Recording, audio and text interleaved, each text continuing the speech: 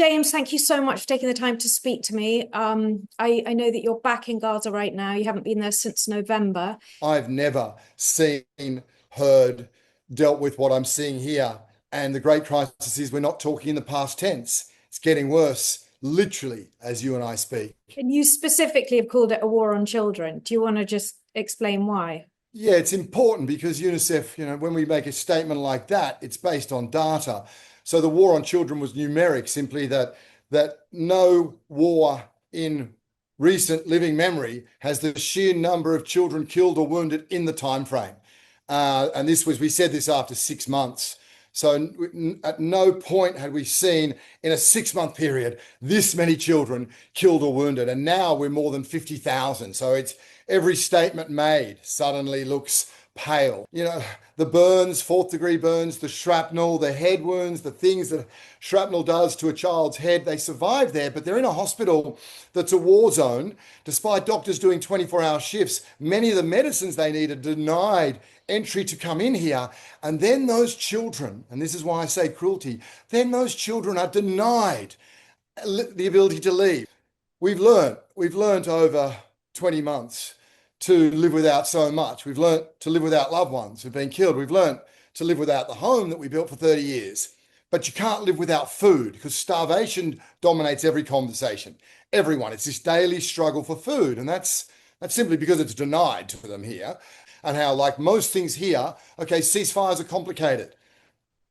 Allowing in water and food for 2 million people, more than 1 million kids. We've hit a point now where Gaza's never been before, which is, water here is desalination plants and it's pumps. And electricity was stopped. Israel stopped electricity straight after the horrors of the 7th of October. So it's fuel. They have denied all fuel coming into Gaza for 100 days. So we are well below any emergency minimum standard. So that means we are going to get to a point, if fuel doesn't come in, we will start seeing children dying of thirst. Can you talk to us about the reports because we heard about, we've all read reports about children being shot at, bombarded whilst going to collect food. Is that true? What have you heard? There have been at least half a dozen mass casualty events, and we keep combating, relentless falsehoods in the face of grave atrocities against children. So I went to the hospital, and the first little boy I met, because the hospital is a war zone of injured children, Abdul Rahman went to get food. Jemima, he got given money by his dad to buy bread, but he saw this flood of people going, and he thought, okay, I'll come back with a box. I'll be a hero in my family. My family is starving. Kilometers of a queue, drones overhead.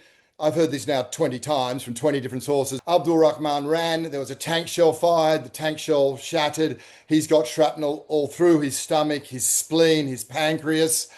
Bravest little boy, Jemima, when I did a video, wanted to sit up through the pain because as he's getting 5 mils of painkillers a day. He's in excruciating pain. And I went back 2 days ago. He's in a coma in ICU. He's one. There's no painkillers either for these operations and no antibiotics to prevent. I heard that some amputations were happening because there weren't antibiotics available, and therefore they were having to amputate limbs because of infection spread. So there are definitely cases of amputations without anesthetic, if you can imagine that. I've never seen more than 100 children with amputations. I've never walked over children with massive trauma wounds on a hospital floor because every single bed had two people to it. I've never seen the level of burns on children. I've seen a bus of 15 children. Took 2 days to come down from the north because it was held at a checkpoint, and all these children had horrendous burns and shrapnel wounds, and they'd been made to stay. I've never seen those things. I've never seen families moved so many times. I've never seen history, as I know it in my lifetime at least, has never seen a war where people are not allowed to leave. They cannot leave the conflict site. They cannot leave the combat zone. And at the same time, the very things they need for survival, water, food and medicine, are denied. So mums cannot, as they say, promise their little girl or boy at night that they'll wake up next morning. And children have learnt that. And that's part of the trauma. For a little girl or boy to look in their mum's eyes and realise that their parents lost the ability to protect them is harrowing for a child and utter heartbreak for a mum or a dad. What I'm seeing now, what I've seen in this last 2 weeks, children who endured the most unimaginable things, the things we've just talked about at length, it's happening to them again now. So I met a little girl the other day in hospital, a little 6-year-old Dana. And again, there's children everywhere with the wounds of war. I noticed her because she had really beautifully painted fingernails. And I realized, okay, someone's caring for you. I went to see why she was here. Dana's mum and her dad and her siblings were all killed in October 2023. Airstrike on the home, she lost everyone.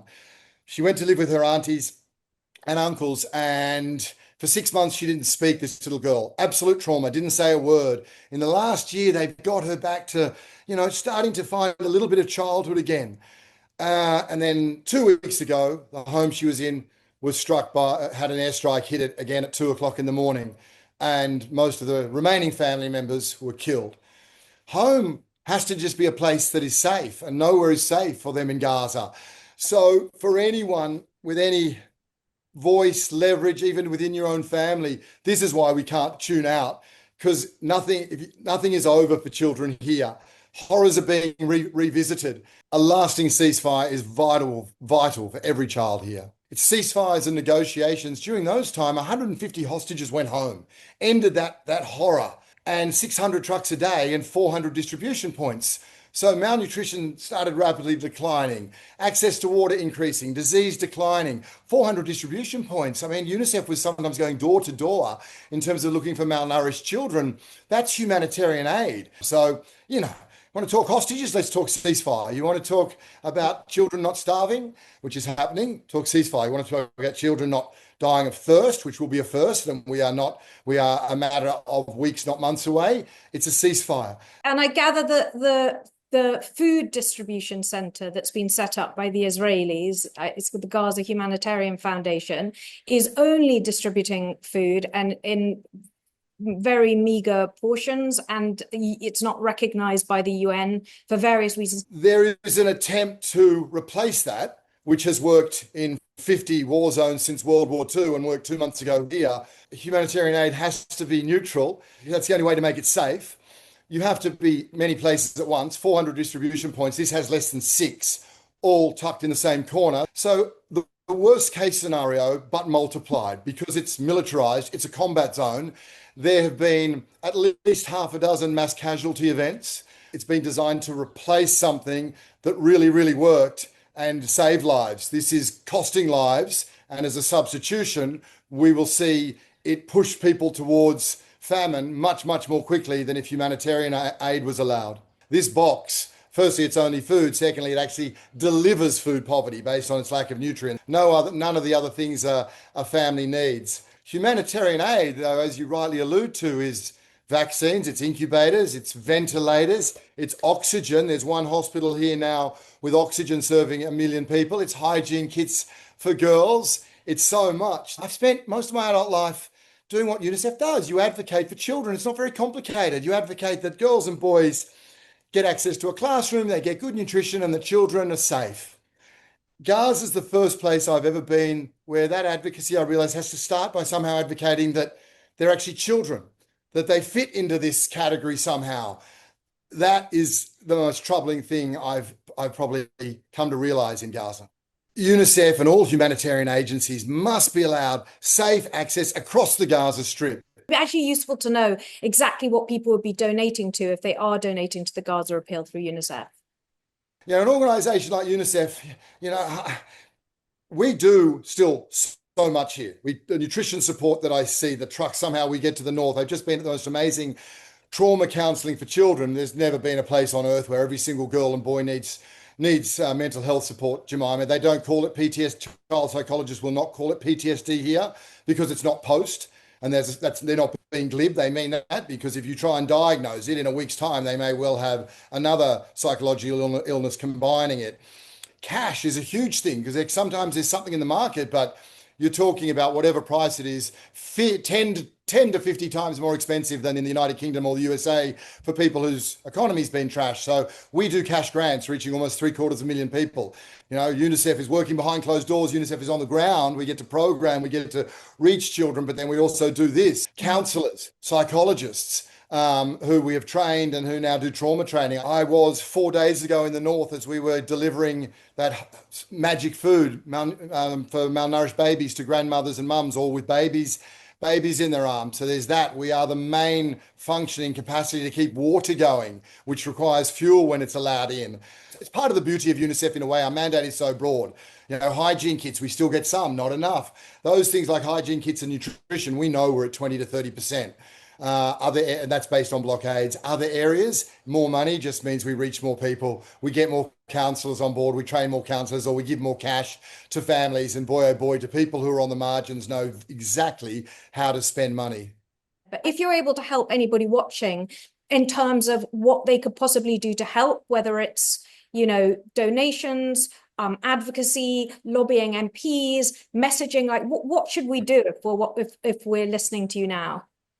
More than 2,000 children right now in Gaza urgently need medical evacuations approved by the World Health Organization in its most basic sense, because the world has not seen this level of attacks on every aspect of a child's life. International humanitarian law is very, very clear. We don't have to wait for decisions of famines and legalistic determinations. It's very clear. You don't need even international journalists on the ground. The United Nations is there for a reason. It's based on neutrality, impartiality. The scope of destruction that's occurring to children is unprecedented. So in a simple sense, if you have any faith in international law, any faith in humanity, any faith as a parent in terms of what you would want your child not to endure, then there is simply no alternative. I'm very conscious of so many people around the world who are aghast at what's happening. Just absolute stunning hypocrisy. That, you know, what can they do? And there are a few things. What I mean by that is somehow a little girl or boy, let's just say Jenna, because I met her last week. So Jenna woke up in her shelter because her home's been destroyed. As she was cleaning her teeth, a missile struck the shelter. She was instantly paralyzed from the hip down. She hit the floor. She wasn't knocked out, but she was paralyzed, so she had her eyes open. As she lay on the ground, she watched her friend die in front of her. I went back and saw her 2 days ago. It's a different girl. She's lost all her color. She's in a coma. Another girl there, Sella, 11, with a double amputation. She urgently needs a medevac. So if you're watching this anywhere in your country, you can be guaranteed the chances are your country, no matter how strong their statements are around the grave violations against children here, have probably taken in less than a dozen children from Gaza with life-threatening injuries since this war started. So that's one thing. Write to your MPs, write to whoever's of influence and say, open your hospital doors, open your hearts to the Jennas and Sellers of this world. In terms of what else people can do, yeah, medical evacuations is huge. We need to make so much noise on that. We could do so much more on cash because we've worked out now a system on how to get people, you know, like the equivalent of mobile money. And it's only limited, and everyone's applicable for it. It's only limited by how much money we have. If we have more money, then we will continue to give, instead of 3 lots of the equivalent of 150, 200 pounds to a family 3 times, we'll just do more of that. So, you know, giving cash directly like that, that's a win. The only way we're going to sustain life here, and it's humanitarian access across the Gaza Strip, just as we did a couple of months ago. That's the game changer. So UNICEF, all humanitarian agencies need safe access, and it does have to be safe because more UN workers have been killed in Gaza than any war since World War II. Safe access across the Gaza Strip. It's not that complicated. It just needs to be allowed. That's exactly right. It's incredibly powerful, James. And I think that we keep hearing all the figures, you know, updated week by week, 17,000 children killed, 35,000 wounded. But it's when you hear the stories of the individual children that you relate, that it becomes so much more visceral, and I think maybe easier for people to relate to. It feels like there's such a failure on the part of the international community to even, I mean, let alone take people in, just to be vocal on this issue. What do you think that is? Okay, let's become pragmatic. History will be very clear on what's happened here, very, very clear. And it will look back to who said what at what time. If for some reason, like some people simply do not qualify children here deserving of that level of support, it is going to become very, very clear what was allowed to occur here. And no one could deny that they didn't see it. No one could deny it was on 4D. Everyone witnessed it. Every statement was made in terms of the massive indiscriminate killings, in terms of the denials of the things that children need for survival. And it's painful for people here who, as I say, based on education rates, are well aware of what they thought were international norms and humanitarian law, and they've come to realize very, very clearly that they don't apply to them. People, when they speak of a level of desperation, they do it in an immensely dignified manner. The people of such immense pride and intellect, and the way I still see, despite this chaos that is attempting to be being created upon a society by destroying education, healthcare, the economy, I still see communities being reduced to literally rubble, with the mums and the dads and the grandparents still instilling all those values here somehow. It's remarkable. When you give people here half a chance, the capacity to recover is potentially unprecedented. And as someone said, look, James, we love life. Give us a chance and we'll recover. So it's that all is not lost, but it's ongoing.